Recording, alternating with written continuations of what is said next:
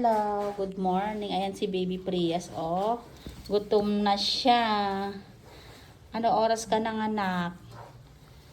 Ha? 4:24? 8 or 20? 4:29 pala. Ayan, si Baby. Akala nila baby girl. Ay, baby boy. Kaya ang damit niya puro blue. Ayan, oh. Naka-ready na yung mga damit niya pero ano naman na, puro blue. Pero paglabas ni baby, baby girl naman pala. Ayan. So 2.8 kilos naman si baby. Initial vaccine, ibigay na lahat para kay baby.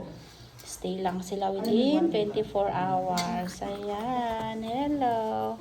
Transfer na natin sila doon sa kabilang sa ward. Ayan. Congrats. Raos na sila ni Mami. Ayan. Big na rin siya.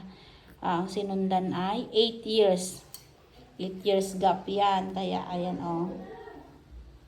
medyo hirap din si Mami umire. Pero awa ng Diyos, mabilis lang siya. Pagdating sa clinic ay 9 cm na siya. Ayan. Dalhin na rin natin si baby sa ward para makapagpadede si Mami.